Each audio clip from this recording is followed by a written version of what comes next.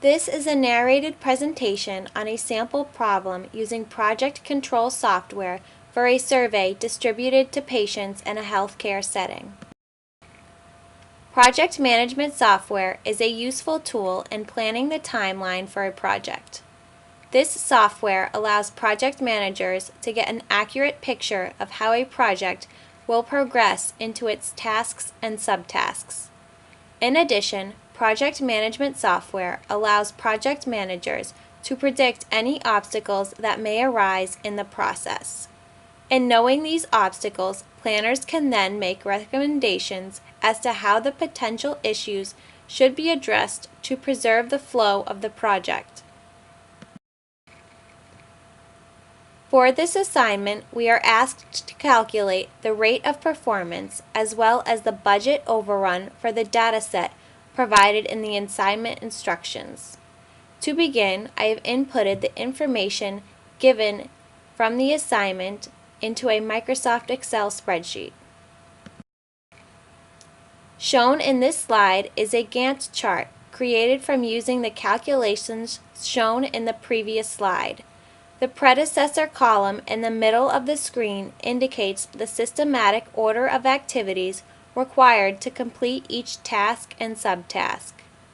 For the first 3 tasks, the Gantt chart indicates that obtaining the list of patients and sampling patients took longer than planned, while printing the survey took the same amount of time as expected.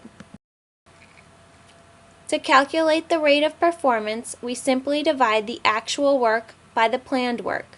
For this calculation, we use only activities A and B because those are the 2 indicated on the critical path. The actual work is calculated by adding the completion duration of activities A and B, equaling a sum of 6 weeks. The planned work is calculated from adding the planned duration for activities A and B and comes out to 3 weeks. To calculate the rate of performance, divide the actual work by planned work, which comes out to a rate of performance of 200%.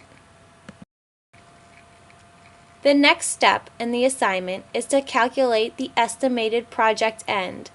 This can be done by multiplying the planned duration by the rate of performance we calculated in the previous slide. To get the planned duration, we simply take the total number of weeks.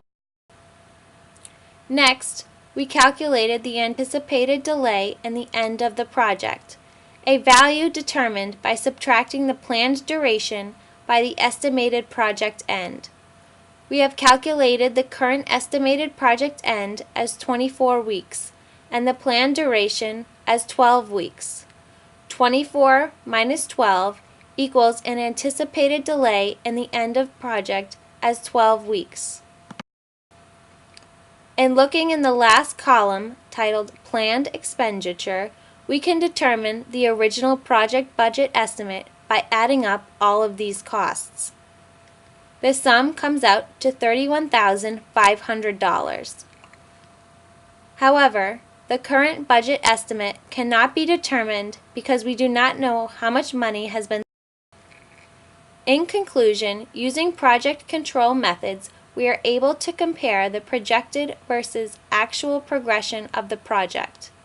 In examining the actual progression of the project managers are able to set realistic goals and plan for any setbacks that may occur along the way.